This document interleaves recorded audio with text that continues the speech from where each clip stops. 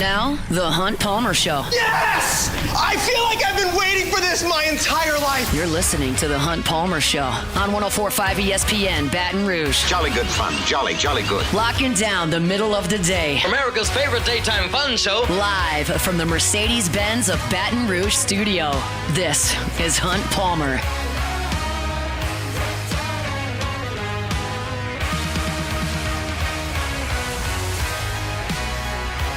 Welcome in. Hunt Palmer coming to you from the Mercedes-Benz of Baton Rouge studio downtown in the capital city on this Tuesday. Hope your work week's off to a good start. Appreciate you hanging out with us here on 104.5 ESPN Baton Rouge. Got Jacob Beck and Cassie Spazzali back there on the ones and twos and fired up to be with you. Jamie Tutko, LSU Director of Player Personnel in charge of the pitching, stands right next to Jay Johnson for every pitch of every game. He'll join us at 1:15. That's 15 minutes from right now. Excited for that conversation. Excited to talk to our normal Tuesday guest. Glen West going to speak with us at the end of hour number 2. Sheree Aishek doing the same thing. Both of those guys are actually covering things at the moment. Glen is at Alec Box Stadium where Jay Johnson and a couple players will meet with the media in 15 minutes. Sharief is at Saints Mandatory Minicamp, which is up and running. The fans are out there on Airline right now. It's apparently a sold-out crowd for what maybe the worst team in the NFL. So passion never in short supply in the Big Easy for the New Orleans Saints. We'll talk to Sharief about that in the second hour. I didn't get a chance yesterday to kind of unpack the House settlement and how that's going to impact recruiting in college athletics. I want to talk about that at 1:30 and specifically how that relates to LSU. Grant Taylor is headed up to the major leagues. We'll talk about that in the first hour as well. And something that I didn't quite get to last week because we had a lot of baseball to talk about. There are some point spreads out for LSU football games this fall, and I'd like to discuss some of those as well. So that's a full menu on this Tuesday. Lock us in for the next 2 hours. We'll crank things up the way we do every single day with our Genesis opening drive. It's time for Hunt's Opening Drive, presented by Genesis of Baton Rouge. Heck of a baseball game yesterday in Durham. Duke and Murray State, the last ticket to be punched to the College World Series in Omaha is either going to be Duke's first trip to Omaha or Murray State's first trip to Omaha. And the Racers, after having gone through the SEC host in the regional, go through the ACC host in the Super, and they are headed to Omaha. Murray State is an incredible story. I can't quite explain it, because you're talking about a team in Murray State that hit 279 as a team for the season in a bad league. And then they showed up in Oxford and scored 40 runs. Sounds like another team we know. Yeah. I mean, Little Rock was feisty. And you're talking about a Murray State team that bashed it all over the place in Swayze Field and then really swung the bat well the entirety of the Super Regional as well, and they did just enough to outscore Duke. I think the play that'll obviously garner the most attention is the play that ended the game last night, and if you were watching, you're familiar with it. If you were not, Murray State had a 1-run lead. Duke was hitting in the bottom of the 9th inning, and there was a ground ball in the infield with a runner on first base, and Murray State went to turn the double play. And the throw went to second, and the runner slid into second base. The second baseman making the turn hit the ground on the throw, and the throw to first was not in time. So there was going to be 2 outs and a runner on first base. Then they immediately called interference. Ball game's over. Murray State dog piles, and they're going to Omaha. They said, all right, we're going to review it. And they showed the review. And I'll be very honest with you about the review. And I tweeted this in real time, and this is how my emotions felt watching it. It looked like a clean slide to me on the replay. However, undeniably, the slider's left foot missed second base by about 1.5 feet and contacted the Murray State second baseman that was turning the double play. Now, his knee slid right into the middle of the base, but his foot obviously missed the bag and hit the middle infielder turning it. Now, I know that the rule states you've got to slide into the middle of the bag. I don't know if that means your lead foot needs to hit the middle of the bag or it's okay if your knee on your other leg hits the bag. Either way, that's semantics.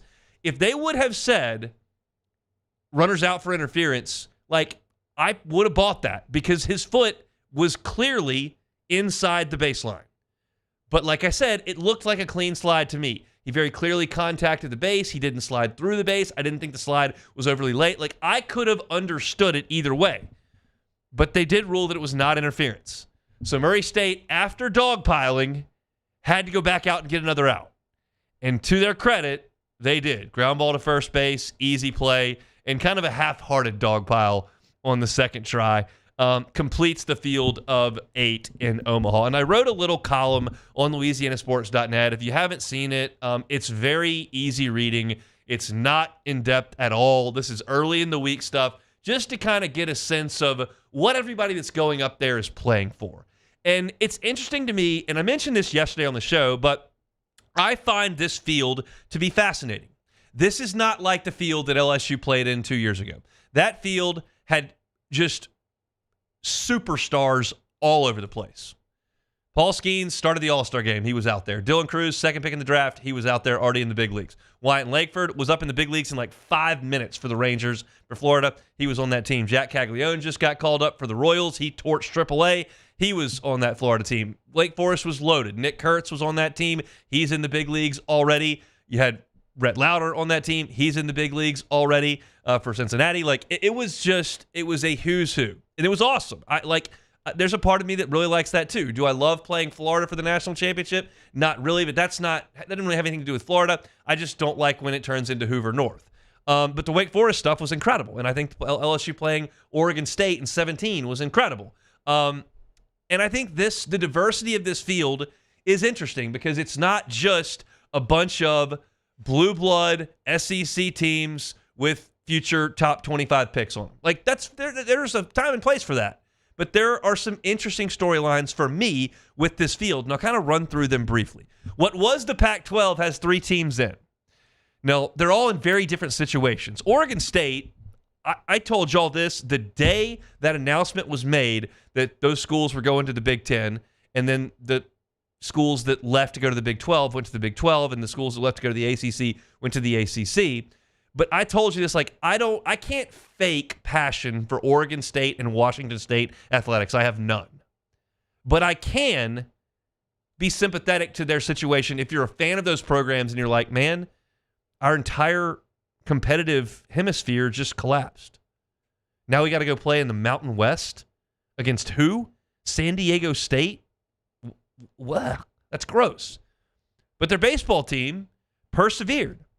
And they've still got star power. Dax Whitney was as big a recruit as anybody signed this past year. He's a right-hander that throws 98 miles an hour. Like, Gavin Turley's still there. He's their all-time leader in home runs. You're looking at a guy in Ari Arquette that's probably going to be a top 15 pick. Like, they've got dudes at Oregon State, and they're trying to win with a second coach. Not all Pat Casey. This is now his protege, who's got this team in Omaha for the first time since 2019. And we'll see what they can do. Now, John Savage at UCLA was as good a coach as there was in college baseball around 2010 and 2013 when they won it. But things have cooled off a ton for UCLA. They hadn't been back to Omaha since they won it in 2013. But this team, UCLA, has only lost 2 series all year, and they held UTSA to 2 runs total in 18 innings over the weekend in the Super Regional. So very cool story for UCLA. I think that college baseball is better if UCLA kind of shows up. I don't know how good they are, but they've played pretty solidly all year long. Now, Arizona has been to Omaha twice in the last decade, and they won a national championship right when the College World Series moved to Omaha, to Charles Schwab, which was TD Ameritrade at that point. But Jay Johnson's not there anymore. So now you've got Arizona, who was right there on the doorstep in 2016. They're back, but the guy that led them there is across the bracket, and the team they lost to is the team they play in the opener. I think that's very, very fascinating. And speaking of Coastal Carolina, I think whenever I mention Coastal Carolina now as a Cinderella, you kind of group them in with Fresno State as the crazy long shot winners of the College World Series, right? But they don't really fit that mold. Like, Fresno State was a one-hit wonder that got hot and won the national championship. Crazy. Coastal is always in the tournament, and you're talking about a team that has won 4 regionals in the last 17 years. They've got a more recent national championship than everybody in this field except LSU and Oregon State. So while I would still consider them a low-resource program when you compare them to Arkansas or LSU, and certainly they haven't achieved at the level of Oregon State, but you consider what that program is right now, like to dismiss them and to group them in with Fresno State like I probably have over the years a lot is probably not the right way to go. This is not Stony Brook. This is a real program. They've won 53 games this year. They swept number 4 national seed Auburn. They've won 23 games in a row. Like, yes, playing in that league contributes to the fact that you've won that many games in a row and that many games overall. But when you stack that many years of good play together, like, I think Coastal's a threat to win the whole thing. And that's not something I was prepared to say in January. So, you want a Cinderella, that's Murray State. And I'll give you some nuggets on Murray State that I dug out that I found fascinating. I mentioned that they only hit 279 as a team, and now they're bashing the ball all over the place. But if you dig even further, Johnny Reagan Field is where they play their home games. It was built in 1987. They did not install lights until 2014 for Murray State baseball. They did not have a grandstand until 2014. Now they have one, and it seats 800 people. So I went, well, what do they usually draw? And keep in mind, I know what the weather's like in Kentucky in February, okay? But that was kind of the point of the exercise. I went to their box score. On opening day, they played at home. They drew 180 fans. 180 fans were there for opening day. There will be far more employees at Charles Schwab Field for their opener on Saturday than 180 fans that were there to watch them play in the opener. Their coach, Dan Skirka, still mows the field, apparently. Like, that's what we're talking about here with Murray State. That is a Cinderella. And that's a team that I don't expect to be a threat in Omaha, but it is truly a Cinderella. Then you've got Louisville. And Louisville was great between 2013 and 2019. They went to Omaha 4 times, but they went 3-8. Dan McDonald's been there for 19 years. He's coached 41 All-Americans, 105 Major League draft picks. Like, they've had a good go, no titles. And you would look at that and go, well, that's got to be like as successful a coach as there is that's had not enough success in Omaha. And I would go, well, Dave Van Horn will raise you there. Dave Van Horn is the modern-day Mike Martin. Dave Van Horn has had his team in Omaha 8 times. Dave Van Horn has been 1 out away from a national championship. And they dropped the pop-up and then gave up an RBI single and then a 2-run homer from Oregon State beat him. Arkansas was so deflated by that drop pop-up and that tying single and that go-ahead single, home run, as it were, that they didn't even score the next day in Game 3, and Oregon State wins the title. So I think that everybody is playing for a little bit something different, and I think it makes it very fascinating.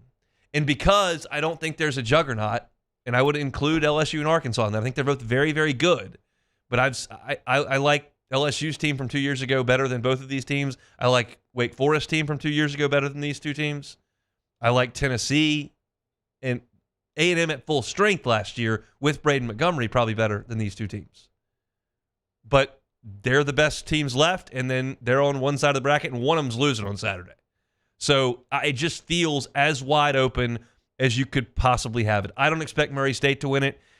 I don't love Louisville's chances either, and they're on other sides of the bracket. But other than that, like, I can kind of see a path for just about everybody. So I'm excited to get up there. I'm excited to watch it. I think it's going to be fascinating, if not star-studded, fascinating up there in Omaha. One guy that will be in Omaha is Jamie Tutko. He's Jay Johnson's right-hand man, director of player development on the pitching side. He will join us next on the Hunt Palmer Show. The Hunt Palmer Show. Genesis of Baton Rouge. GenesisofBatonRouge.com is that website. Genesis offers a luxury experience at a reasonable price. That's the model. So when I tell you about the luxury brand of vehicles at Genesis, and I tell you about all the perks about being a Genesis driver, don't just immediately think a luxury. I can't afford that. Go to GenesisofBatonRouge.com and just see. I think you'll be surprised. You won't know until you try. Get on by and see them, airline at Piku, chat with one of their brand ambassadors. They won't push you. They're not going to upsell you, not going to take advantage of you. They're going to treat you like a guest. And I think you'll be so impressed with the experience and the pricing that you'll decide, hey, let's get behind the wheel. And if you'd like to get behind the wheel, you don't have to go there to do it. They'll come to you. Valet test drives, always available at Genesis of Baton Rouge. They'll come to your place of business. They'll come to your home. And they'll get you in that ride. It's Genesis of Baton Rouge. Find that entire inventory online at genesisofbatonrouge.com. That's genesisofbatonrouge.com. At Bayou Automotive, we believe in a sales process that puts you first. We want you to experience an easy purchase with clear pricing and great service. Let Bayou Ford and Bayou Chrysler Dodge Jeep Ram be your trusted partners in finding your perfect vehicle. The crew at Bayou Automotive is going to do right by you. These ice cubes could have been a thankless bed for an all-you-can-eat salad bar. But instead, they cradle and cool the crisp, refreshing Dos Equis. Nicely done, ice cubes. At Sunshine, we know what you see when you look at your land. Where others may see dirt, you see the foundation you've built your life on. This, it's hallowed ground. It's past, present, and future. We're proud to provide quality John Deere equipment to help you maintain the land you love. Check out our current promotions and learn more about what it means to be powered by sunshine at sunequip.com. At Bayou Automotive, we believe in a sales process that puts you first. We want you to experience an easy purchase with clear pricing and great service. Let Bayou Ford and Bayou Chrysler Dodge Jeep Ram be your trusted partners in finding your perfect vehicle. The crew at Bayou Automotive is going to do right by you.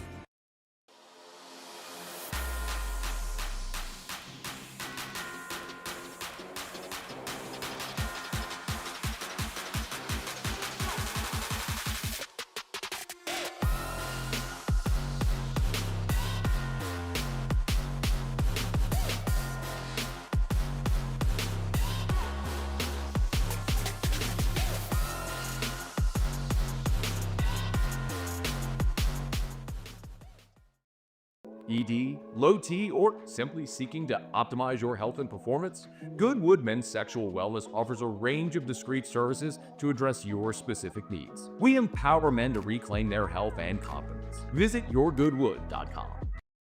At Luba Workers' Comp, our journey began over 30 years ago with a simple belief: our clients come first. At Luba, our business has always been focused on people, not policies. Through every success and challenge, we've continued to grow because we've stayed true to our values, committed to providing you with genuine dependability. Because your well-being is more than a priority. It's our purpose.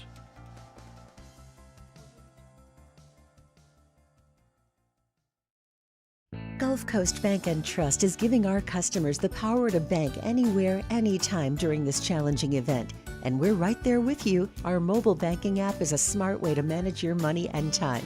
Gulf Coast Bank and Trust, the bank that cares about you.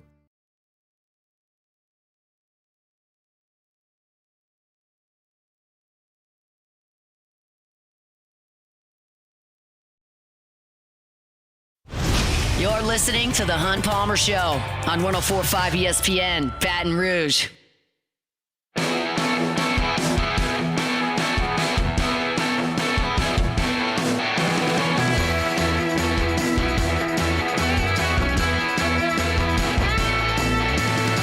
Tuesday edition of The Hunt Palmer Show here in studio. Second hour, we'll have Sheree Aishek from Saints Camp. We'll also have Glen West from Go 24/7. He's currently at the box right now.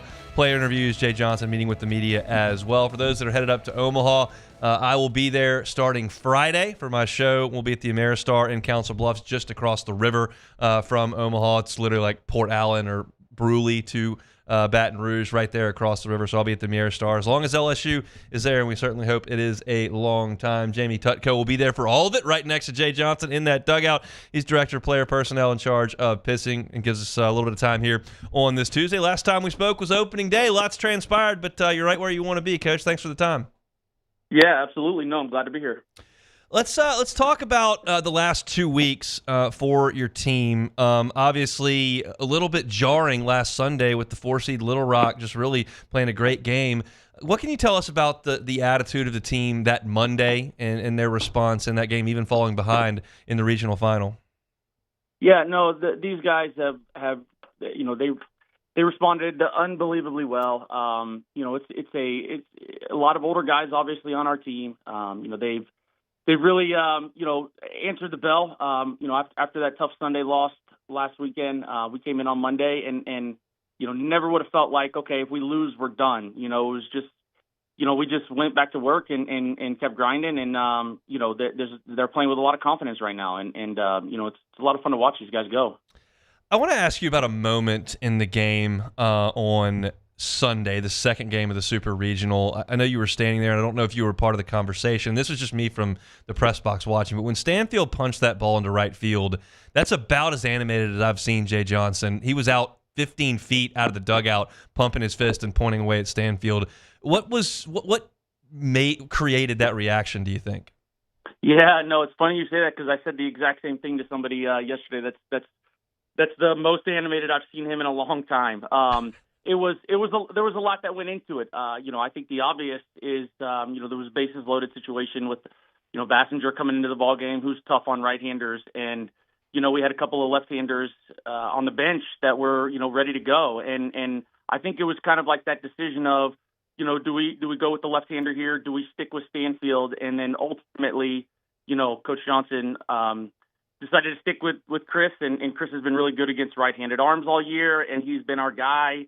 And obviously, he gets down 0-1. The guy throws a really good right-on-right changeup, and it's 0-1 count, and in those type of situations, you don't ever really want to get you don't want to let the at bat get deeper and deeper. You don't want to kind of go after the first one that you can get, and he got a fastball up, and he just stayed on it and did exactly what we asked him to do, and it was just that moment of just joy for Chris, because he's such a great kid. He's grinded. He's been such a big part of why we are where we are right now, and to see him come up with that big hit against a tough right-hander was awesome, and just so fired up for Chris for that moment. Let's talk a little bit of pitching. I know that's your corner of the store. Shores has been so good late in the season, was not at his best in the regional, but man, was that impressive on Sunday night. What's his journey been like this year, and how much confidence do y'all have in him as y'all fly to Nebraska? Yeah, I mean, it's obviously been a lot of up and downs. It's probably, when it's all said and done, might not be exactly what Chase, had drawn up for himself for the year, but holy cow, like you're right. I mean, he came out of the bullpen the other day, and it was 99 to 102 with a 90-mile-an-hour slider, and he was throwing strikes. He was getting ahead of guys. Nobody is going to hit that. Nobody in college baseball, guys in the big leagues are not going to hit that with that type of stuff. So, the confidence that we have in him is through the roof. It has never wavered. He's in this new role, obviously now out of the bullpen, and he's really adjusted to that really, really well, and really, really excited for Chase. And he was on that team, obviously, in 23 that got a chance to, obviously went to Omaha and win the whole thing, and he didn't get a chance to pitch. And I know that he was itching to pitch the last time we were there. So, after the game, when he, when we're all celebrating on the field, I just went up to him and gave him a hug and told him how fired up I was that, he finally gets to pitch in Omaha, and because he deserves it. It's been a long road, but he's a great kid and works his tail off, and he's gonna pitch for a long, long time. Cooper Williams is not a guy that I would have pegged as a key bullpen arm as of 6 weeks ago. Would y'all have? And then what do you think of his development to this point? Yes, actually. I think that it's one of those that in-house, the performance that he had the other night surprised nobody in the dugout. I mean, that is exactly what we knew that he could do, what we've seen from him. It's just phenomenal for an 18-year-old kid to go out there and do that in that situation and not even let any bit of the moment get to him, and just, one pitch at a time, just literally going right after guys, strike one, strike two. I mean, it was awesome. And then he had a couple of long innings too, where he had to sit down and to go back out there and continue to just dominate by flooding the strike zone with multiple pitches. Again, it doesn't surprise anybody in the dugout, and couldn't be more fired up for him. I'm really excited, obviously, for the rest of this year, but, I see this kid, really, really pushing at a chance to be in the rotation next year and being a mainstay on our pitching staff for the next couple of years. so fired up for Cooper. He's got a really, really bright future. Jamie Tutko is our guest, LSU's Director of Player Personnel in charge of pitching. All right, let's talk about the two guys at the top of the rotation. I want to talk about Cade first. I was in the post-game press conference after a super regional win on Saturday, and I can only describe Cade's mood as sour. He was not a smiley dude after that press conference. He had given up a season high for him, 6 earned runs, even though it was a winning effort. How has he responded, and what have you seen from him in his sophomore season? Man, Cade Anderson is an absolute dream. He's so much fun to coach. He checks all of the boxes from the makeup standpoint, the work ethic standpoint. Like, there's nothing that this guy doesn't do that, we're not just, extremely excited about and happy about, the way he presents himself. And yeah, he was frustrated. I mean, like you said, gave up 6 runs in 7 innings. But I think that, the biggest thing that we emphasized to him after the game was, it was 110 degrees, right? Yep. It was really, really hot on the field. He had a lot of long innings where he was sitting down. The fact that he went out there and was able to give us 21 outs in those conditions, regardless of how many runs he gave up, and to kind of, for lack of a better term, save our bullpen and not have to use them and be full go on Sunday was unbelievable. And it's just something that, that doesn't show up in a stat sheet. But, the fact that he was able to do, there's not a lot of people in the country that would have been able to do that given, the situation. And it was his 10th win. I know that he's not a guy that is a me guy whatsoever. He doesn't look at his statistics or anything. But, anytime you can get 10 wins, I look at 10 wins as like 20 wins in the big leagues. Anytime you can get 10 wins in college, that's really, really cool, and that's really awesome. And I think that's something that, you can. It's okay to be a little selfish at times and be happy for yourself to get 10 wins. That's really, really cool feat. Another guy that's got 10 wins is Anthony Ianson. His routine's been a little bit different the last 3 weeks. Hoover, the regional pitching twice, and then this past week. So what's that been like for him, and how is this week approaching Omaha? Yeah, he's fired up. He wants the ball in any situation. He literally does not care when he gets it, whether it's to start, whether it's to finish. He wants the ball. He wants to compete. He wants to go out there and just dominate and help his team win in any way that he possibly can. And, it's so much, it's easier for us to say that. We want our guys to do that. But, with him, like, we actually mean that, like, he really just wants to do anything that he possibly can to help this team win. And if that means, throwing the 8th and 9th inning of a close ball game, where it means starting and throwing 5-6 innings, whatever it's going to be, he's going to get the ball whenever we ask him to, and he's just going to go. And, it's another guy that has been a dream to coach. You can't say enough good things about the kid. And, he's another one that is a special, very special kid. The makeup, the work ethic, the ability, he's gonna pitch for a very, very long time. Arkansas is first up. You obviously saw him a few weeks ago. Does that make it a little bit easier to prepare, or is it a completely different team than it was a month and a half ago?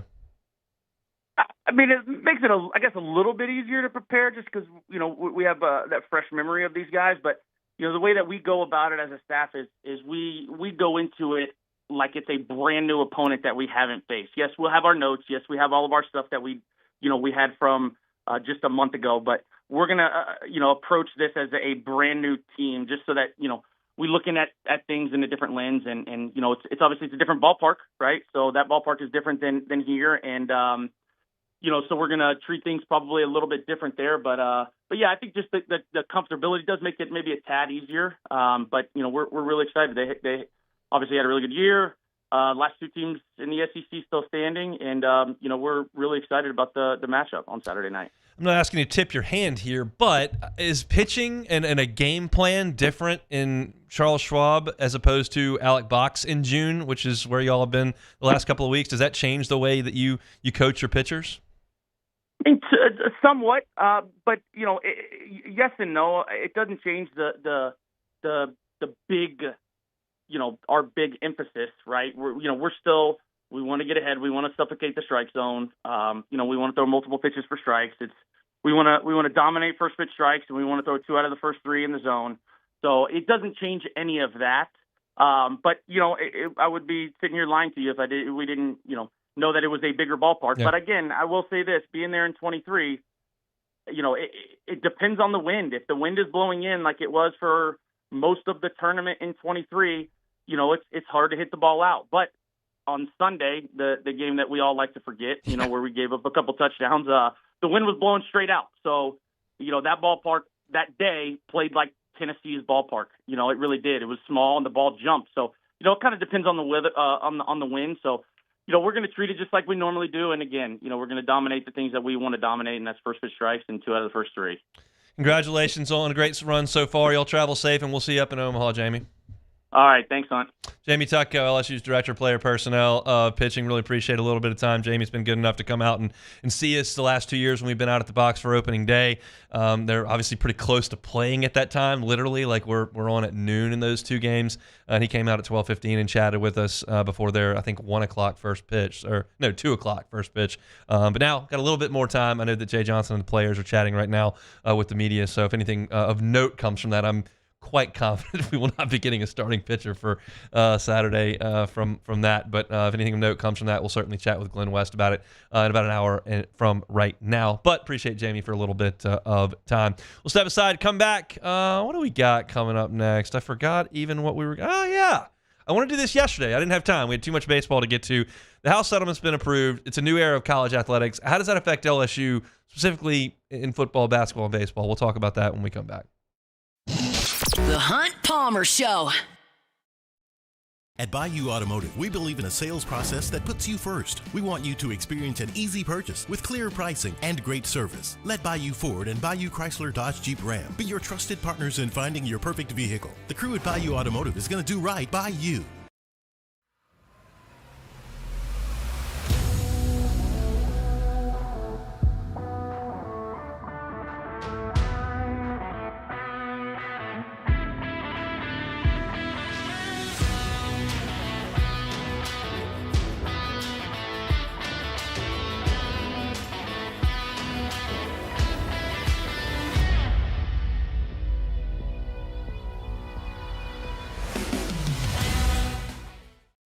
When it comes to choosing energy for your family and your home, make the smart choice with natural gas. You can count on efficient and affordable natural gas to keep you comfortable and reduce your environmental impact to help protect our planet. Together, we're fueling our energy future. Atmos Energy.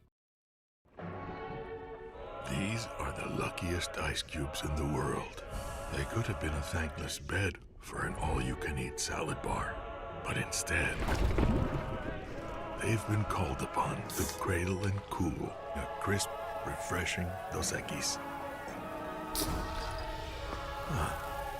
Looks like the lucky just got luckier.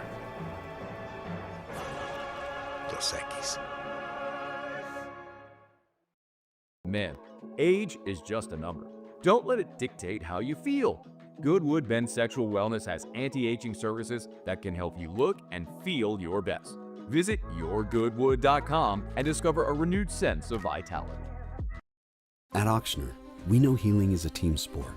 That's why we've partnered with world-renowned orthopedic surgeon Dr. James Andrews to create the Ochsner Andrews Orthopedics and Sports Medicine Institute. Whether you're a professional athlete or a weekend warrior, our team of specialists are dedicated to getting you back in the game. So whatever your reasons are for reaching your personal best, we've only got one: you. Ochsner Andrews Institute. Long live you. Family owned and community driven. Service Chevrolet Cadillac, a legacy you can trust since 1972.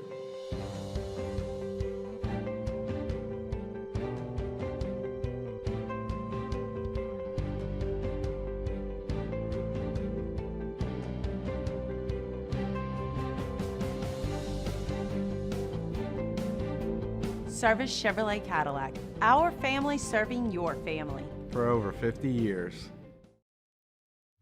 At Sunshine, we know what you see when you look at your land. Where others may see dirt, you see the foundation you've built your life on. This, it's hallowed ground. It's past, present, and future. We're proud to provide quality John Deere equipment to help you maintain the land you love. Check out our current promotions and learn more about what it means to be powered by sunshine at sunequip.com. Gulf Coast Office Products is a nationally recognized Savin office equipment dealer based right here in Louisiana. Over 100 employees strong, Gulf Coast has the boots on the ground to support all vertical markets, from education, engineering, legal, and finance. With the latest in office technology, from desktop to production segment units, Gulf Coast and Savin have the perfect fit for you. Call 225-756-2644. That's 756-2644 for Gulf Coast Office Products.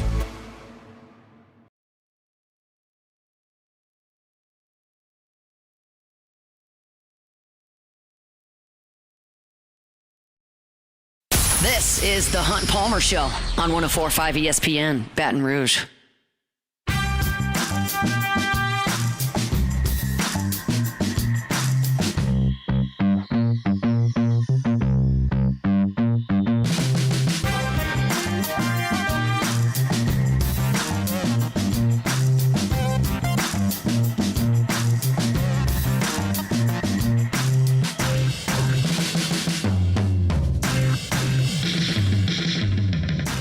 All right, chugging along here on Tuesday edition of the Hunt Palmer Show. If you missed this late in the evening on Friday, the House settlement that deals with NCAA athletics was passed, and that means that it's a new world in college sports when it comes to name, image, and likeness.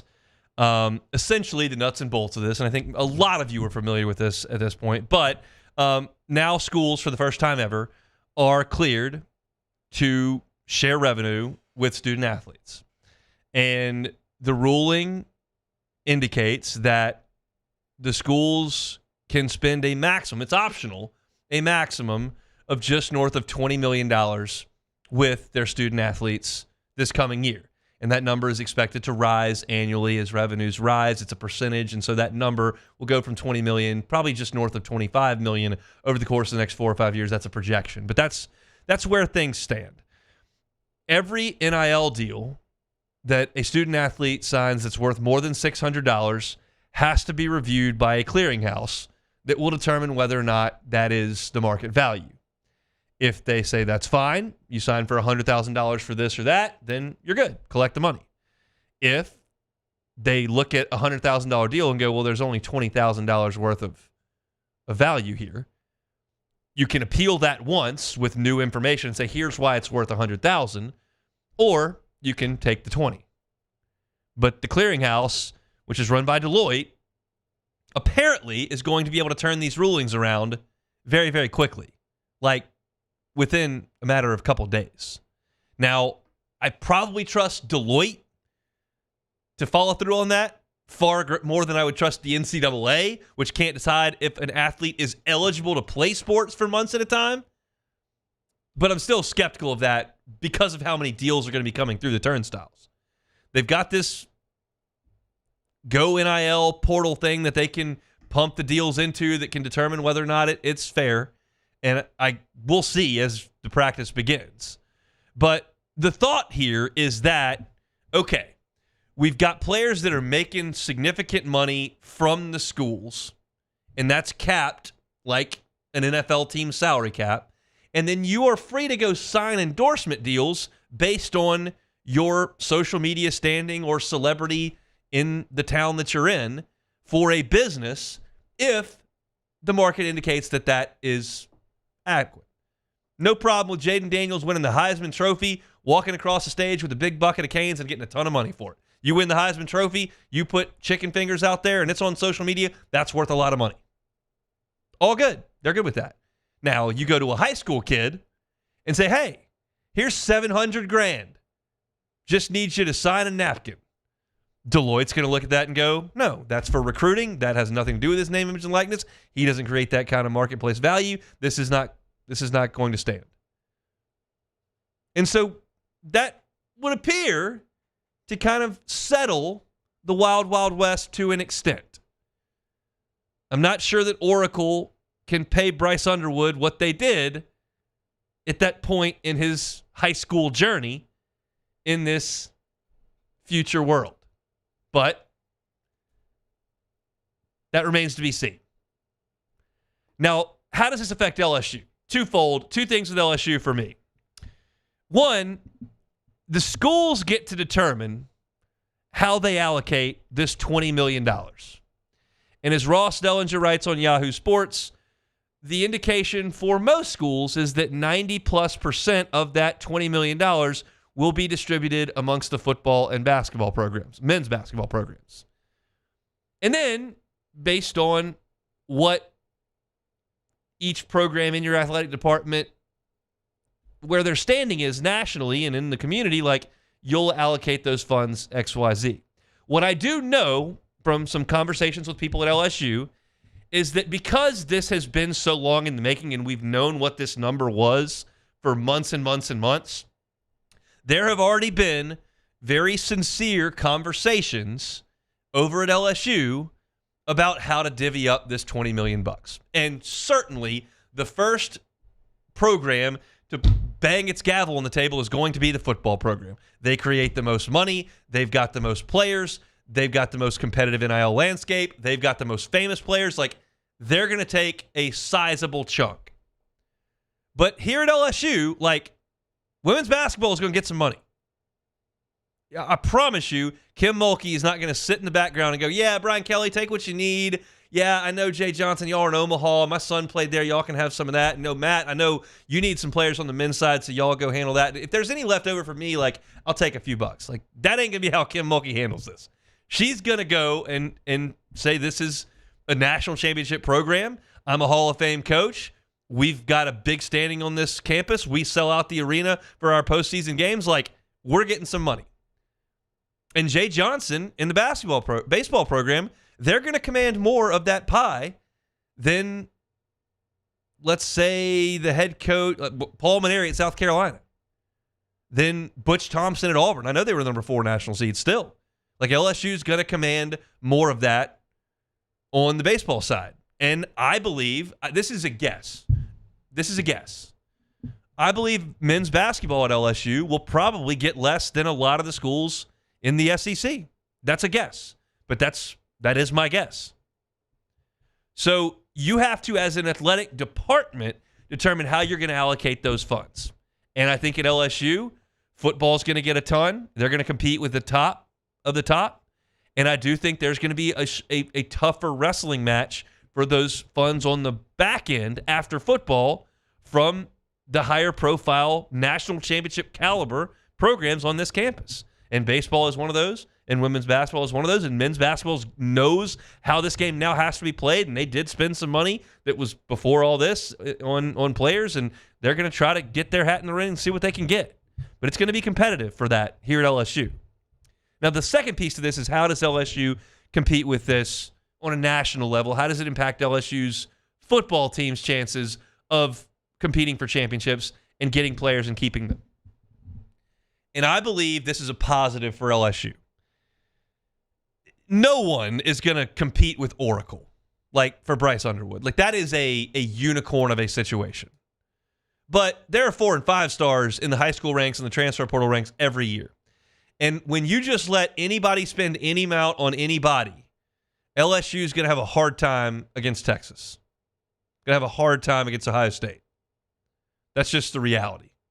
Like, LSU's got money, and clearly they signed the number 1 portal class, but as far as sustaining that over 4, 5, 6, 7, 10, 15 years, like, LSU's going to struggle to keep up with that.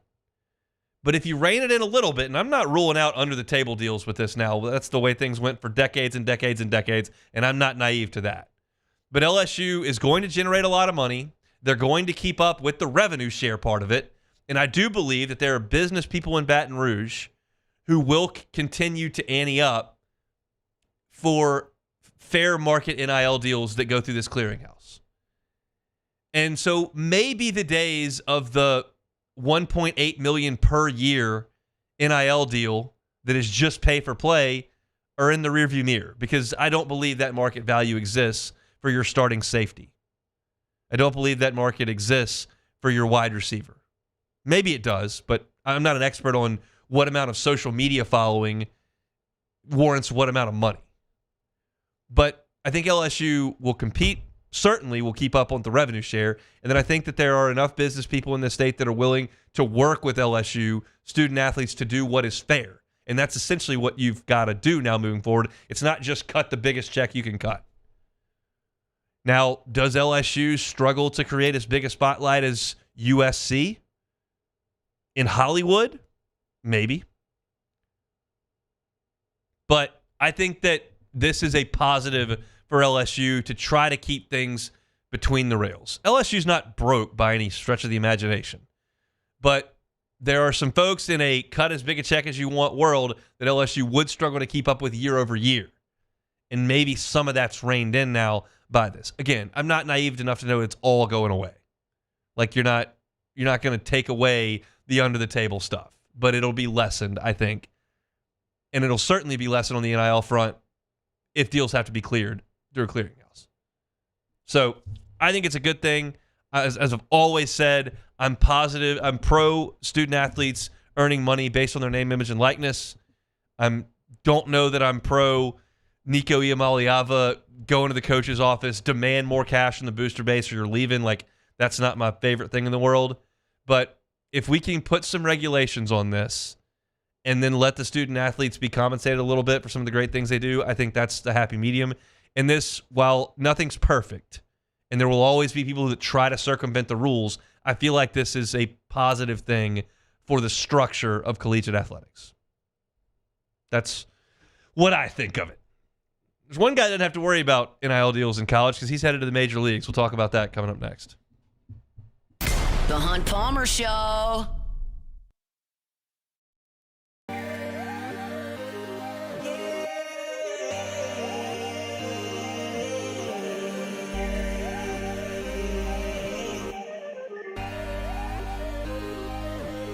You gotta believe in a dream.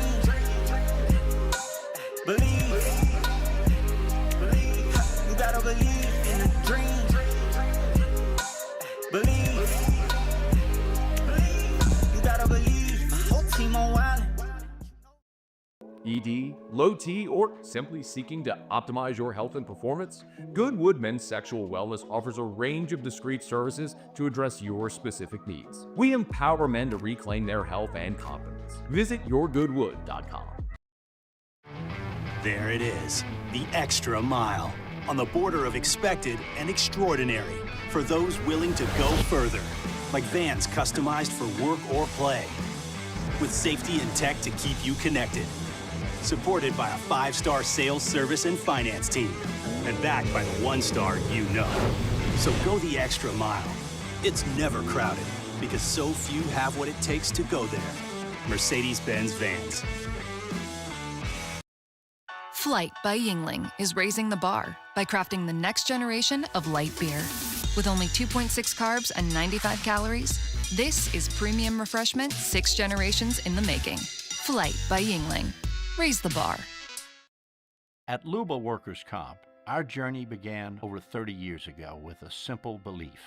Our clients come first. At Luba, our business has always been focused on people, not policies. Through every success and challenge, we've continued to grow because we've stayed true to our values, committed to providing you with genuine dependability. Because your well-being is more than a priority.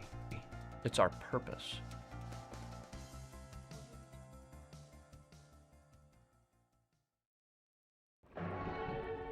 These are the luckiest ice cubes in the world. They could have been a thankless bed for an all-you-can-eat salad bar. But instead, they've been called upon to cradle and cool a crisp, refreshing Dos Equis. Looks like the lucky just got luckier. Dos Equis. At Auctioner, we know healing is a team sport. That's why we've partnered with world-renowned orthopedic surgeon Dr. James Andrews to create the Auctioner Andrews Orthopedics and Sports Medicine Institute. Whether you're a professional athlete or a weekend warrior, our team of specialists are dedicated to getting you back in the game. So whatever your reasons are for reaching your personal best, we've only got one. You. Auctioner Andrews Institute. Long live you. Family owned and community driven. Service Chevrolet Cadillac, a legacy you can trust since 1972.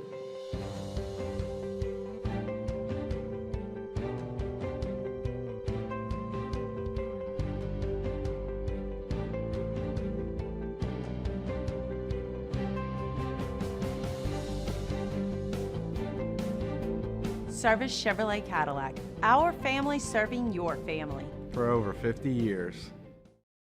Looking for the ultimate game day experience? Come to the Queen Casino in Baton Rouge. Savor game day platters and snacks, plus drink specials at 1717 Kitchen and Cocktail. So come out for game day and let our team make you the MVP. The Queen Casino, where every moment is a win.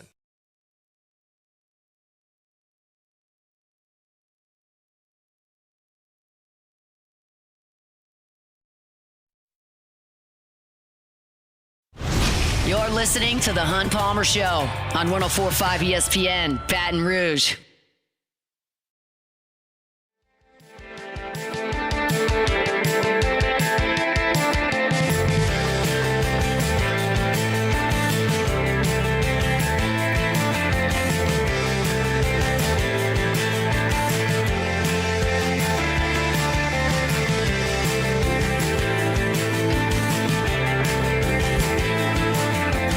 Great news for a former Tiger yesterday. Grant Taylor got the call up to the major leagues. He'll be joining the Chicago White Sox in Houston for their series this week.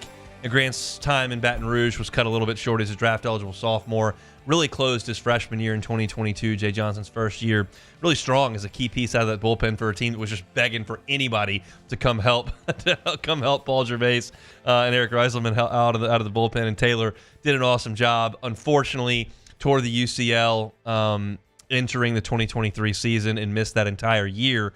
But still, based on the potential and what he showed as a freshman, was a second-round selection of the White Sox. Got a nice signing bonus and started his professional career, and it's been a great run for him. He started in Double-A as a starting pitcher. They moved him to the bullpen, and he was just absolutely lights out in Double-A. He was so good in Double-A in Birmingham for the Barons that they called him up from Double-A. He didn't even make it Triple-A. They just said, "You're coming." Which is a fantastic thing for Grant. And this is the what-if game is a dangerous one, I know, but we can play it here briefly. And keep in mind, I understand that every team across the country has always got injuries, but you think about how good that 2023 LSU team was, how great the offense was, how dominant Skeens was, and what Floyd became at the end in Omaha. And you consider that team was playing without Grant Taylor, a big leaguer who was a second-round pick, without Chase Shores, who's going to be a big leaguer, and you've seen the potential. I mean, you saw what he did in the game on Sunday, and without Garrett Edwards, who was probably your best reliever for the first 8 weeks of that season, and he went down. Like, if you add those guys to this team, and you have a starting rotation of Skeens, Floyd, and Grant Taylor, like, that would have been unbelievable to watch this LSU team. That would have had Edwards in the bullpen, Shores in the bullpen. And I like to play this game, even though this one is a little, I'm reaching too far, but I just humor me. Jacob Mizorowski was a signee in that class out of junior college. And Jacob Mizorowski signed with the Brewers. He was an early pick. I think he went in the first round. And he was never going to come to LSU, so this is not something that was like really, really close. But he was in the class. Humor me. He got called up today by the Brewers, and he throws 100, and he threw 98 in JUCO. So just allow me for a second to consider a weekend rotation that includes number 1 overall pick Paul Skeens, compensation pick Ty Floyd, second rounder Grant Taylor, as well as first rounder and big leaguer Jacob Mizorowski. That would have been pretty good. I think that team could have won some games. Now, they didn't need to win any more games. They won as many games as they needed to win. They got to the national final, and they won it without Skeens pitching at all.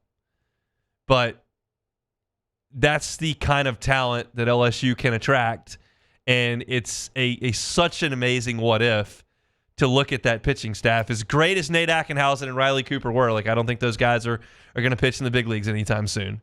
They could, but I don't think they are. To have that kind of talent that you actually won without is amazing, and another testament to just how good, one, Skeens was, and two, that team as a whole, especially offensively, was. Like, it was a lot of talent that was missing from that team by the time they got to the end of the season. And incredible news for Grant Taylor to get called up. I think he's got a real chance to be a dominant bullpen arm. He's got a fastball that's up to 99, 100 miles an hour, and the breaking ball is devastating. A big 12-6 bender that nobody in Double-A was hitting. So we'll see. That's not a great team, the White Sox, that he's being called up to. So not a lot of pressure to perform in terms of a pennant race, but certainly pressure to perform to keep your job, stay there, and we certainly hope Grant Taylor does. I'm not a big White Sox fan. I think y'all are well aware of that, but I'm a big Grant Taylor fan, and I wish the best for him. I don't have to worry about the White Sox doing anything significant this year, so certainly want Grant Taylor to do an awesome job, and we'll let you know when he makes his debut and what that looks like over the course of the next few days, maybe as quickly as today. Over there in Houston. That's it for hour number 1 here on a Tuesday edition of the Hunt Palmer Show. We got a lot to do in hour number 2. Sheree Aishek over at Saints Mandatory Minicamp. Glen West talking with the LSU baseball players and coaching staff right now at the box, so we'll hear from those two guys. We got some LSU football to talk about. Point spreads are out for this coming fall. I've got a couple thoughts on a couple of those games. We'll do that when we come back on the Hunt Palmer Show. The Hunt Palmer Show. One Bath and Closets. OneBathAndClosets.com is the website. David Duvall and his team, 30 years redesigning and remodeling bathrooms and closets. Look, closet space may not be something that you personally consider. Maybe it is. It wasn't for me until my wife moved into the house and she looked at our closet and said, this is not acceptable. And so we could have called David Duvall and One Bath and Closets, but we knew that we were about to move. And that's a whole ordeal. You don't want to move. You can deal with your closet situation under the current roof that you reside. Just start that process with David Duvall with that consultation. Starts with a questionnaire, and you tell him what you got and what you're looking for. And he can customize a closet to your exact specifications. It's going to look great. It's going to function beautifully. It'll be brand new. And there's financing options available, 0% up to 18 months, same as cash. Go to the website, onebathandclosets.com. Get that free consultation. You can see pictures of their fantastic work as well. It's David Duvall and One Bath and Closets. You can find them online at onebathandclosets.com. At Bayou Automotive, we believe in a sales process that puts you first. We want you to experience an easy purchase with clear pricing and great service. Let Bayou Ford and Bayou Chrysler Dodge Jeep Ram be your trusted partners in finding your perfect vehicle. The crew at Bayou Automotive is going to do right by you. These are the luckiest ice cubes in the world. They could have been a thankless bed for an all-you-can-eat salad bar, but instead, they've been called upon to cradle and cool a crisp, refreshing Dos Equis. Looks like the lucky just got luckier. Dos Equis. At Atmos Energy, our Smart Choice solutions help customers save energy and emissions with rebates up to $500 off high-efficiency natural gas appliances, smart thermostats, and weatherization upgrades. Together, we're fueling our energy future. The Windsor Senior Living Community in Mandeville, Louisiana is a beautiful, vibrant apartment community geared toward seniors. They are nestled right in the heart of Mandeville, where seniors live a more carefree lifestyle in spacious apartments with the peace of mind that comes from having a little extra help. Call the Windsor at 985-624-8040 to schedule a lunch and tour. Come see how the Windsor can be your passport to peace of mind. Men, age is just a number. Don't let it dictate how you feel. Goodwood Men's Sexual Wellness has anti-aging services that can help you look and feel your best. Visit yourgoodwood.com and discover a renewed sense of vitality. At Sunshine, we know what you see when you look at your land. Where others may see dirt, you see the foundation you've built your life on. This, it's hallowed ground. It's past, present, and future. We're proud to provide quality John Deere equipment to help you maintain the land you love. Check out our current promotions and learn more about what it means to be powered by sunshine at sunequip.com. Gulf Coast Office Products is a nationally recognized Savin office equipment dealer based right here in Louisiana. Over 100 employees strong, Gulf Coast has the boots on the ground to support all vertical markets, from education, engineering, legal, and finance. With the latest in office technology, from desktop to production segment units, Gulf Coast and Savin have the perfect fit for you. Call 225-756-2644. That's 756-2644 for Gulf Coast Office Products. At Luba Workers' Comp, Our journey began over 30 years ago with a simple belief. Our clients come first. At Luva, our business has always been focused on people, not policies. Through every success and challenge, we've continued to grow because we've stayed true to our values, committed to providing you with genuine dependability. Because your well-being is more than a priority. This is SportsCenter. I'm Christine Lisi. While one big name stayed away, another reported early for the start of Steelers' mandatory minicamp today. Quarterback Aaron Rodgers arrived before 7:30 a.m. Eastern, and he can aptly fill the QB void the Steelers have had since the retirement of Ben Roethlisberger, believes ESPN NFL analyst Art Scott. At the time when you need your quarterback to make a throw on time or get you in the right play, remember, it's all about the football acumen that he brings to the table, too. This is maybe not the best set of receivers he's ever thrown to, but these aren't, receivers that aren't good. DK Metcalf is a guy that's proven in his league, and they got a great tight end that can be a great outlet. All they have to do is keep him upright. Throwing from the pocket, his arm is still as good as it's ever been. Pittsburgh standout edge rusher T.J. Watt, Bengals star pass rusher Trey Hendrickson, and Commanders receiver Terry McLaurin, all seeking new contracts, will not be attending their respective mini camps this week. Colorado football coach Deion Sanders dealing with an unknown health issue that has kept him away from recent contract-stipulated football camps in Boulder, Colorado. No timeline for his return. Canadiens defenseman Lane Hudson won the Calder Trophy as NHL Rookie of the Year. Hey, it's Evan Cohen. Coming up Wednesday, some huge names have decided to skip mandatory minicamps. I'll tell you which player will get a new deal and which player should be on the move. It's on Sportsman 6 a.m. Eastern right here on ESPN Radio, ESPN2, and ESPNU. Now, The Hunt Palmer Show. Yes! I feel like I've been waiting for this my entire life. You're listening to The Hunt Palmer Show on 104.5 ESPN Baton Rouge. Jolly good fun. Jolly good. Locking down the middle of the day. America's favorite daytime fun show. Live from the Mercedes-Benz of Baton Rouge studio. This is Hunt Palmer.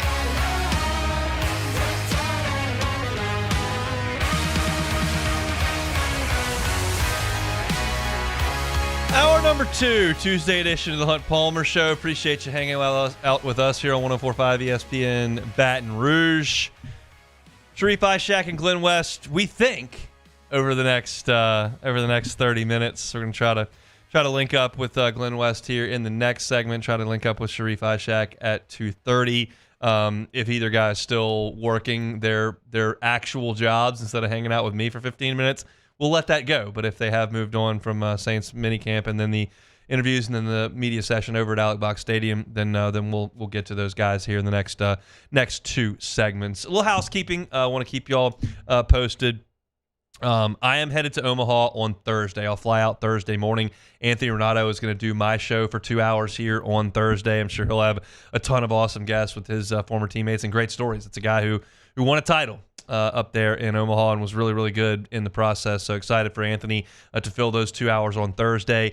I'll get settled on Thursday, and then Friday I will have my show from the Ameristar in Council Bluffs, Iowa. So if you're coming in Friday and you're staying over in Council Bluffs, or you want to come over and hang out in the sports book and hang out with me while I do the show from 1 to 3 on Friday, we'd love to have you over at the Ameristar. I'm also going to be doing a pregame show on Saturday. So if you're headed to Omaha and you are looking for something to do before the game, which is at 6 o'clock, LSU and Arkansas, I think I'm going to be on from 2 to 4. We'll nail that down over the next 48 hours, but I think 2 to 4 from the sportsbook over there at the Ameristar. All of our coverage from Omaha, which is going to originate from me, as long as LSU's there, is presented by GoFlow IV Spa, and we certainly appreciate them for making the trip possible. So I'm really, really looking forward to it. Hopefully you are as well. If you're coming to Omaha, come see me at the Ameristar in Council Bluffs. If you're not, lock it in. We'll be there as long as LSU is there.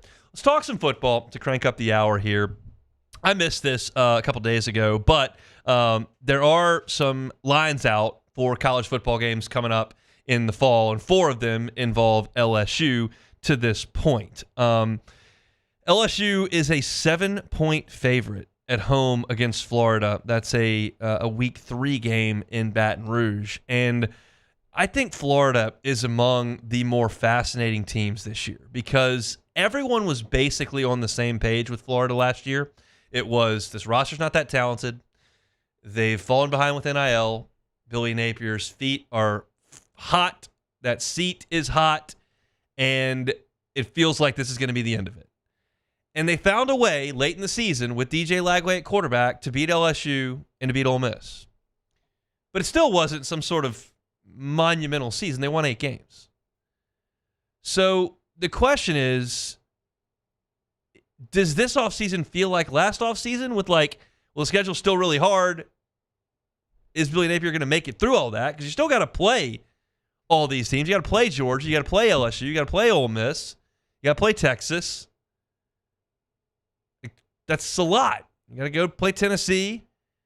Can he survive all that? Is Florida State a little bit better? Can they provide some resistance in the season finale?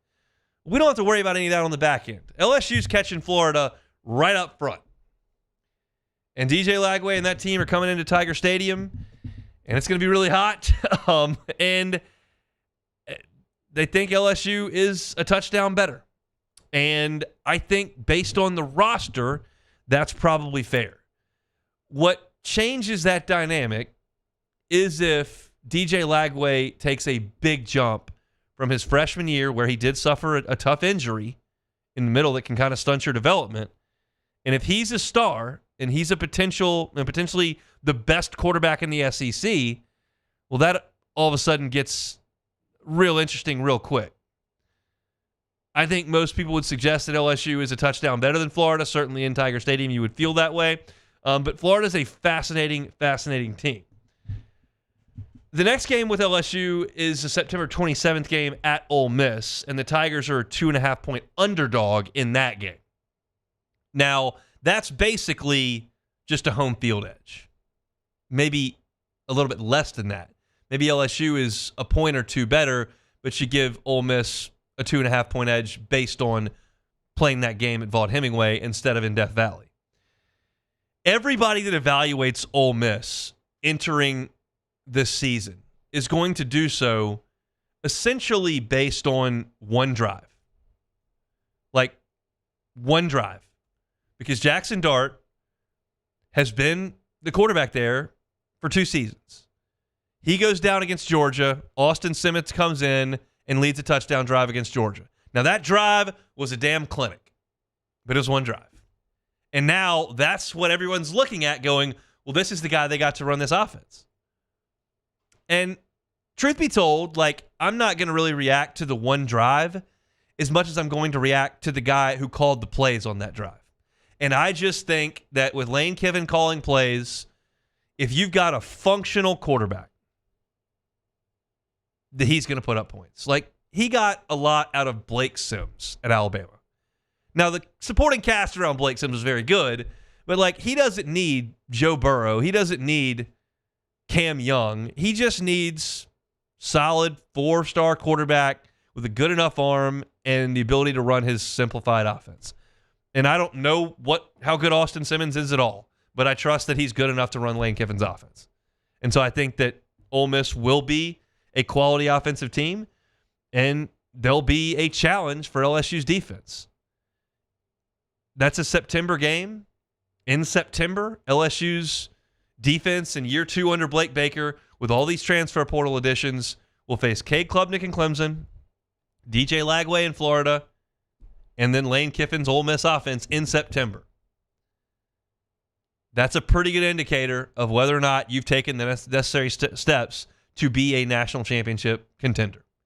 If you have, you will win at least 2 of those games. If you have not, you will lose 2 or 3 of them, and we'll have a drastically different conversation.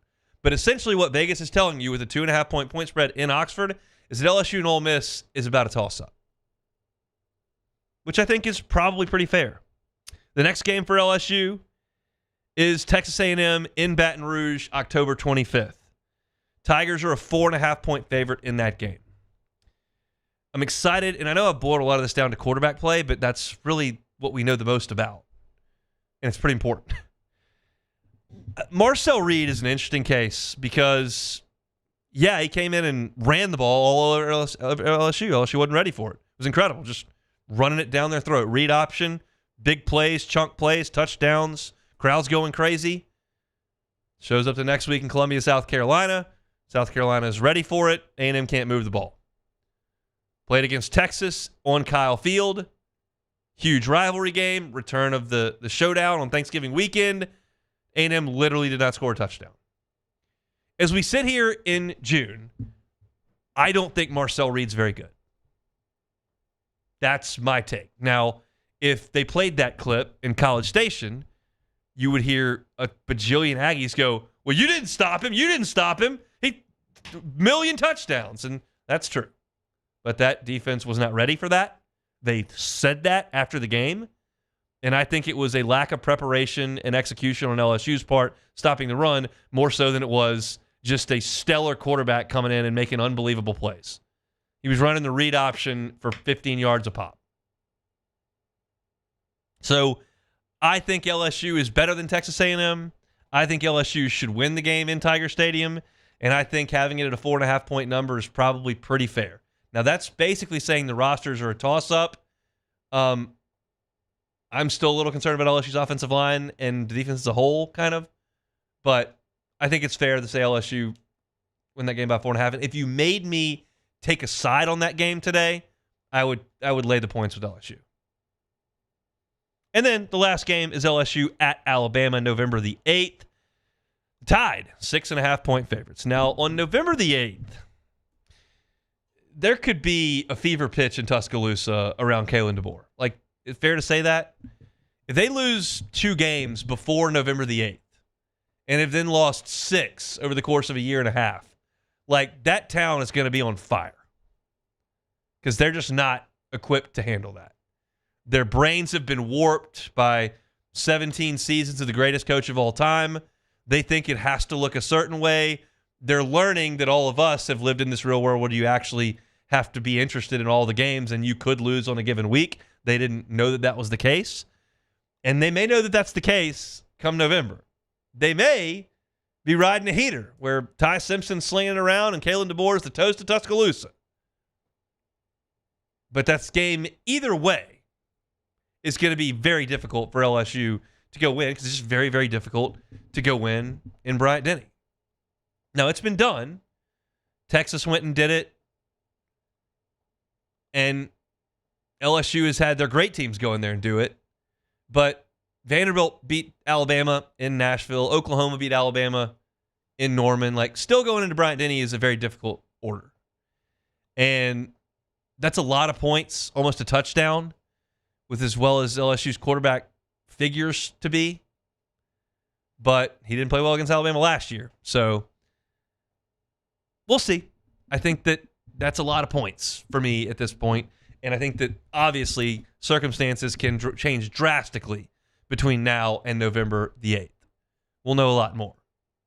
But I thought those point spreads were interesting. I'm not chomping at the bit to get down on any of them right now. If you made me play one, I would probably play the LSU A&M game. I'd probably stay away from LSU Ole Miss, and I'd probably stay away from LSU Florida. But I like LSU against Texas A&M in Tiger Stadium at that number. We'll see as we move forward. If you're looking for LSU football content, you can always find it at Hunt on LSU, wherever you find your podcast, or on YouTube, Hunt on LSU. That page has been all football all the time. We're integrating a little bit of baseball into it as well, just to see how that reacts on the page. But if you're looking for LSU content, Hunt on LSU, wherever you find your podcast, and on YouTube. We certainly appreciate y'all for subscribing to all of that. All right, let's step aside.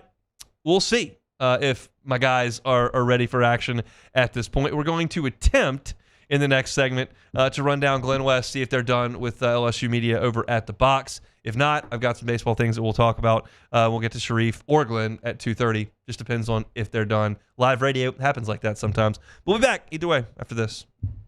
The Hunt Palmer Show. There it is, the extra mile. On the border of expected and extraordinary for those willing to go further. Like vans customized for work or play. With safety and tech to keep you connected. Supported by a 5-star sales, service, and finance team. And backed by the 1-star you know. So go the extra mile. It's never crowded because so few have what it takes to go there. Mercedes-Benz Vans. Baton Rouge's Denver's home for real rock. It's Eagle 98.1. Foo Fighters. Led Zeppelin. AC/DC. Pearl Jam.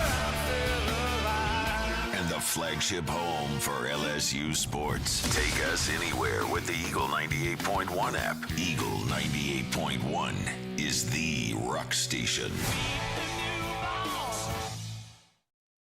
ED, low T, or simply seeking to optimize your health and performance? Goodwood Men's Sexual Wellness offers a range of discreet services to address your specific needs. We empower men to reclaim their health and confidence. Visit yourgoodwood.com.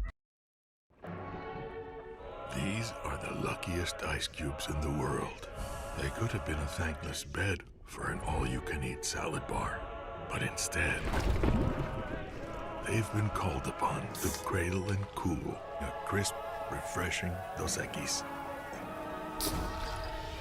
Huh. Looks like the lucky just got luckier. Dos Equis. Family owned and community driven. Service Chevrolet Cadillac, a legacy you can trust since 1972.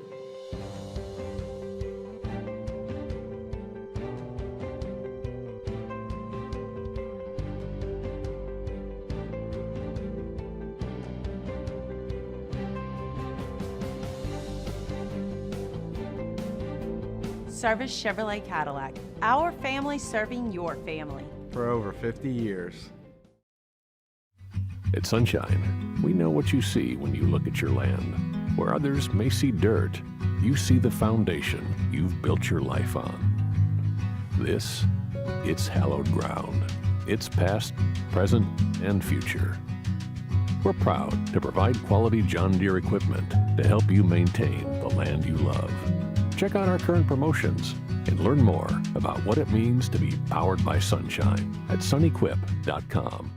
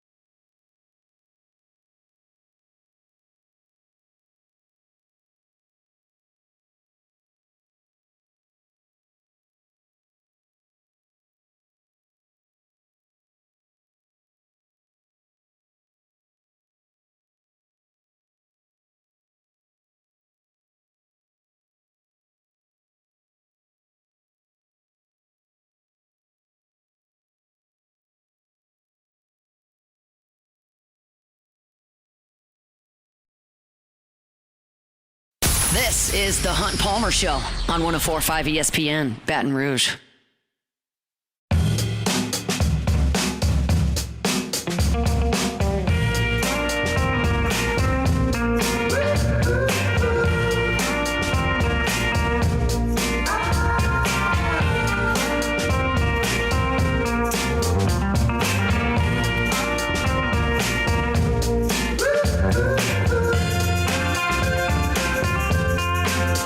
Tigers took care of business in regional play and super regional play at the box.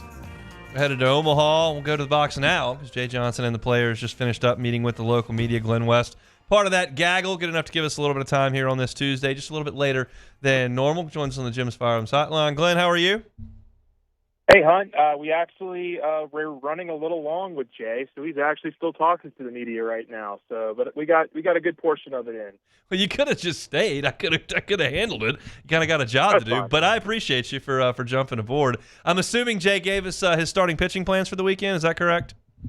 Oh yes, we're gonna get Chase Shores on Saturday. It's gonna be Case and Evans backing him up on Saturday. Okay, good. And from there, it's gonna be TBD though. Awesome. Okay, yeah. No, that will not come. There will be no announcement, as we well know, as far as starting pitching goes. What's the general vibe with the players today? I talked to Jamie Tutko in the first hour, and he said the guys have been incredibly loose, and it's been a joy to be around. What's your sense and how the team feels as they get ready to go to Omaha? Yeah, I think very excited. We had a chance to talk to Chase Shores and Jake Brown today. So two guys who are obviously in different positions. Chase was obviously there 2 years ago and just didn't get to play because he was recovering from his Tommy John. But Jake, guy grew up in Louisiana, somebody that's dreamed of being able to play on a team that went to Omaha, and he's going to get that opportunity now. And so they were both very excited and certainly business-like approach, though. This is a team that prides itself on not really changing its demeanor throughout the course of the season, and so hopefully that's something that could pay off for him as they make this trip over to Omaha. How did Chase feel about his role changing from a weekend starter to a bullpen guy? Yeah, he said it certainly took a couple of outings to, I think, adjust to it. He was very understanding of why LSU went the direction it did. I guess over about a month ago now. So, but he's look, you saw it on Monday night, or I should say Sunday night, right? Yeah, Sunday night. When he is throwing like that at the end of the game, that is going to be very good news for LSU in any performance. And so he's certainly got the velocity dialed in. I think he's throwing 99, 100, 101 even. He's told us he was, has to check himself from glancing up at the speedometer there when he's on the mound, and certainly it was something he was fighting there in that Sunday game. But when he's rolling, he's somebody that I think has an incredibly valuable role on this team, and wouldn't be a bit surprised if we see him close some games in Omaha too. Do you think he'll be the first guy they go to in the bullpen if they've got a lead to protect it, or do you think that's still Cowan or even potentially Evans? Yeah, I think it could be Shores. I mean, I would even throw Cooper Williams in there. I mean, I don't know how you can watch Cooper Williams on Saturday and not think he can be a guy that can shut the door for you when having a lead. So I think that entire foursome there, a collection of players, those are all guys that are very capable of going out there and throwing strikes and getting you out of a game that you're winning. So, I absolutely could see it being Chase Shores as the kind of backup man to whoever starts on Saturday. But I could also see Cooper Williams in there. I could see Kason Evans. Could see Zach Cowan. This is such an important first game for LSU. You don't need to tell anybody this, but I mean, Arkansas.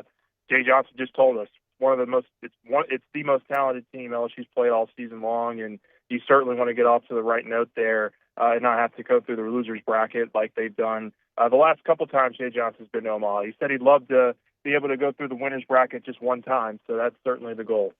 Yeah, it makes life a lot easier if you can do that, but it's obviously easier said than done. Any concern with LSU's two starting pitchers over the weekend? I don't think so. Look, I think for Saturday, you had Anderson really shoving there through, I believe it was 5 innings, and then the 6th and the 7th kind of got away from him. And I honestly could tell you, I think the elements of that had a lot to do with it. I think it was great that he was able to gut out those final 2 innings and get LSU 6 more outs. So I'm not really putting too much stress on what Anderson did because he pitched when he was the most important time of the game. He pitched well for LSU and he kind of gave them the space, gave them the chances there to really build that lead and create some distance and extend a little bit for him in some really, really poor conditions weather-wise. And then, with Ianson, certainly there was, some things that we haven't seen from him in the last couple months as he's kind of really been dialed in. But I thought it was really important, though, that he gives up some of those runs there, and then he comes back and he gets LSU out of a couple jams there late in his outing. So I wouldn't be, I don't have any concern. These are the two guys that when LSU's throwing out there, they feel very good about their chances of winning the game. And that was something that Johnson, again, reiterated to us just a few minutes ago. Like, when you've got those two guys on the mound, you feel pretty good about your chances. Let's talk about Arkansas. You saw them in person 3 times. LSU won that series. How do you feel about the matchup? Yeah, I mean, look, I would be a little bit surprised if we don't get another Anderson, Zach Root, kind of 2.0 there on the mound. I just think it's set up for that way. I mean, they're going to have a whole week between games. They're going to have their full rest. So I would imagine LSU rolls with Anderson on Saturday. That's just me predicting that. Jay Johnson, again, didn't tell us anything. So, but, look, Arkansas is a very talented lineup from top to bottom. The the stigma on that program over the last several years has been that they can pitch really well, but the hitting has been a little bit sparse. This year they are a very good hitting team, and it's going to be very important for LSU to come out and attack those hitters, whoever's on the mound, and certainly from an offensive perspective, try to run up Zach Root's pitch count, whoever's pitching for Arkansas's pitch count, and try to get them out of the game as early as possible, because Omaha is not a field that you can really rely heavy on the power as we've seen in the past. But this is a team that I think in LSU that's very capable of winning in a number of different ways, as they proved this last weekend. I mean, LSU scored 1 billion runs over the weekend against what I would call a pretty mediocre pitching staff from West Virginia in really good hitting conditions. Do you take more from that, which is the most recent thing that we've seen, or more from LSU's struggles away from Alex Box Stadium now that they're hitting the road? I mean, what's more important? Yeah, it's not hard to go that route, because you're right. They have been a vastly different team when they've been away from Alex Box, and so they're certainly going to have to prove that to themselves. They can hit in those kinds of conditions on the road. But look, I think LSU fans will travel well. Hopefully the bats will travel well too, and they can have a good home field advantage there in those first couple games. But yeah, it's a very legitimate question, and I think a legitimate concern as to how far this team can go in the tournament is going to be heavily reliant on the opportunities that they have at the plate and making the most of them. You headed to Omaha? I will not this go around, so I will be watching from home. We tried to make it work, couldn't quite make it work, and so we'll be having all the coverage on Go 24/7 from home. But yeah, it's a bummer we don't get to go, but we'll certainly be watching, and hopefully the Tigers can have another deep run in Omaha this go around. Well, we're hoping to be there for a long time. I'll find your number and we'll get you on the show as we're there, as we move through the bracket. Absolutely. Thanks, Hunt. Appreciate it. Glenn. He's Glen West, Go 24/7, all your LSU team coverage, recruiting coverage. Glenn's been there every step of the way, and we appreciate him for giving us some time on these Tuesdays. And as we move forward, we'll certainly be talking to him throughout the time that LSU is up in Omaha. All right, Tuesday edition of the Hunt Palmer Show. Hope your work week is off to a good start. Got some good news. Sheree Aishek is free from his duties at Saints OTAs. Sorry, not OTAs. There's just so many things that go on in the summer. Mandatory minicamp is what the Saints are doing right now. The fans were out there. Sharief was out there, watched practice, certainly had a chance to interview some of the players as well. So we'll talk to Sharief about all of it when we come back. The Hunt Palmer Show.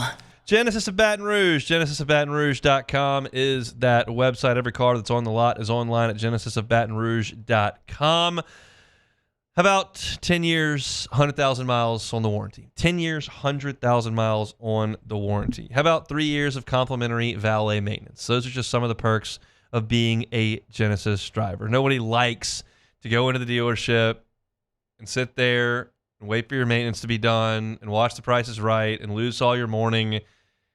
It's just not what most people want to do. Now, if you want to hang out at Genesis Baton Rouge while that's going on in the cleanest service aisle I've ever seen, with a phenomenal coffee machine and a great bevy of snacks and Wi-Fi and a great ambiance, you can do that. Or you can just have them come to you, grab the car, they'll leave you with the loaner, you get on about your day, get the kids wherever they need to be in these summer months, and then when they're done with the maintenance, whether it's getting the tires rotated, whether it's the air filter, whether it's the oil change, wiper fluid, whatever the case may be, once it's done, they'll bring it back to you. Couldn't be any easier. It's part of the experience of being a Genesis driver. Check out that inventory online at GenesisofBatonRouge.com. Go by and see him airline at Pico across from Women's Hospital. It's Genesis of Baton Rouge.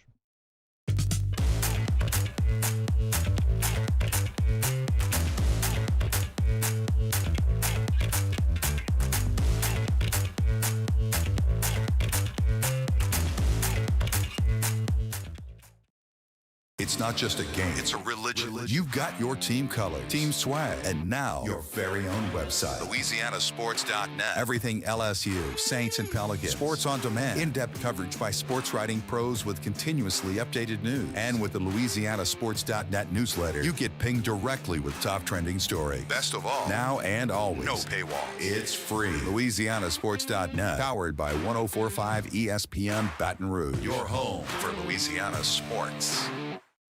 Looking for the ultimate game day experience? Come to the Queen Casino in Baton Rouge. Wall-to-wall TVs mean you'll see every touchdown in HD. Place your bets and feel the thrill of every play with our DraftKings Sportsbook. The Queen Casino, where every moment is a win. Man, Age is just a number. Don't let it dictate how you feel.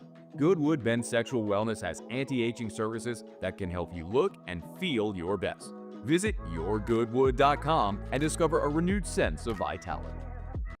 Gulf Coast Office Products is a nationally recognized Savin office equipment dealer based right here in Louisiana. Over 100 employees strong, Gulf Coast has the boots on the ground to support all vertical markets from education, engineering, legal, and finance. With the latest in office technology from desktop to production segment units, Gulf Coast and Savin have the perfect fit for you. Call 225-756-2644.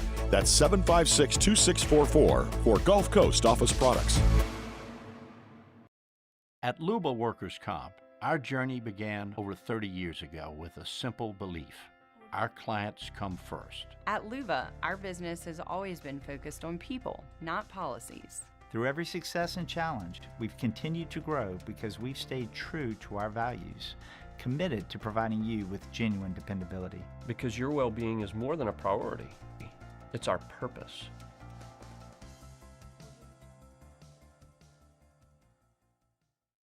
At Ochsner, we know healing is a team sport.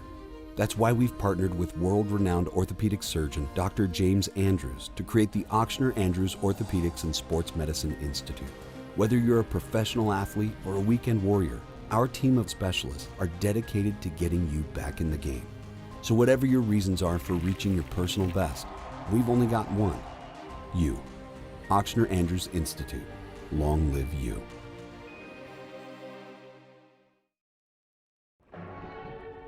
These are the luckiest ice cubes in the world. They could have been a thankless bed for an all-you-can-eat salad bar. You're listening to The Hunt Palmer Show on 104.5 ESPN, Baton Rouge.